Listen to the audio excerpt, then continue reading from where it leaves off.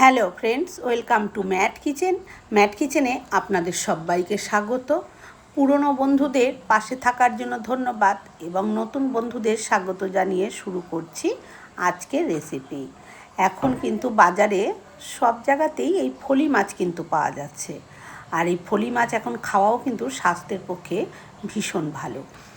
যাই হোক, ছেলে বাজারে গিয়েছিল, তো একটাই ফলি মাছ পেয়েছে, তা সেটাই আমি আজকে রান্না করছি। তা আমি একদম কম তেল মশলায় কিভাবে রান্না করছি সেটাই আমি শেয়ার করছি।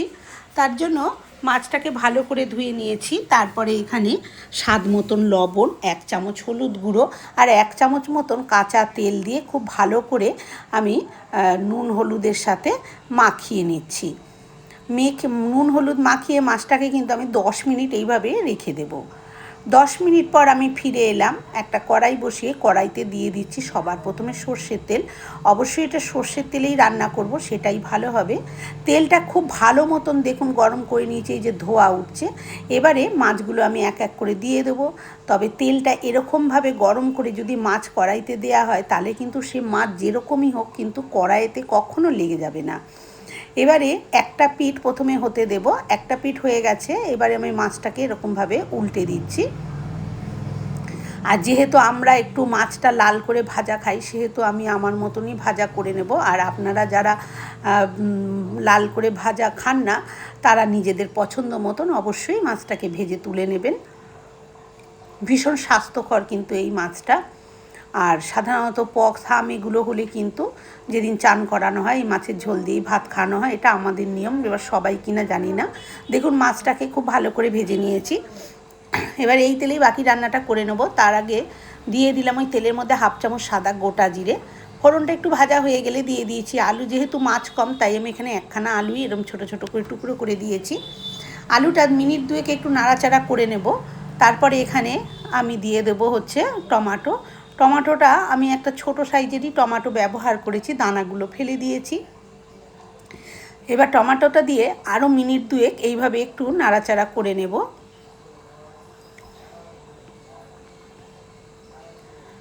2 মিনিট মতন এইভাবে নাড়াচাড়া করে নিয়ে তার মধ্যে আমি দিয়ে দিচ্ছি স্বাদ মতন লবণ, আর দিয়ে দেব 1 চামচের 1 চামচ মতন হলুদ গুঁড়ো।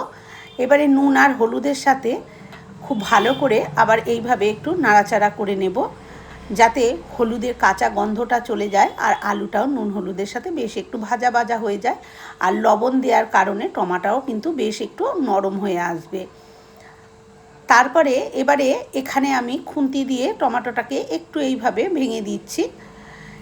এবারে এখানে দিয়ে দেব আমি একটু মশলা, খুবই কম মশলা। এখানে 1 চা চামচ আমি লাল লঙ্কার গুঁড়ো দিলাম আর 1 চা চামচ জিরের গুঁড়ো দিলাম। আপনারা লাল লঙ্কার গুঁড়োটা না চাইলে কিন্তু নাও দিতে পারেন, এটা প্লেন কাঁচা লঙ্কা দিয়েও করতে পারেন। সেক্ষেত্রে একটু রং হওয়ার জন্য একটু কাশ্মীরি লঙ্কার গুঁড়ো ব্যবহার করবেন। আমরা যেহেতু একটু ঝাল পছন্দ করি তাই আমি ঝাল লাল লঙ্কার গুঁড়োটাই দিয়েছি। এবার একটু অল্প জল দিয়ে ভালো করে মশলার সাথে এটা নাড়াচাড়া করে দিলাম। এবার এতে গ্যাসের আঁচটা কম করে দিয়ে আমি এটাকে ঢাকা দিয়ে দেব। মিনিট 2 পর আমি ঢাকনাটা খুলে নিয়েছি। দেখুন আলুটার সঙ্গে মশলাটা কিন্তু ভালোভাবে কষে গেছে আর আলুটাও কিন্তু অনেকটা নরম হয়ে গেছে, টমেটোটা একদম গলে গেছে। এবারে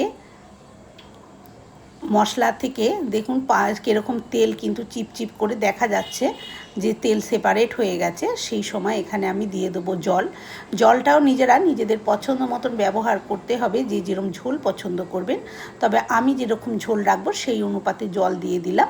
আর জল দিলে একটু লবণ দিতে হয়, সেই জন্য একটু লবণও দিয়ে দিলাম, নালে কিন্তু ঝোল পানসে হয়ে যাবে।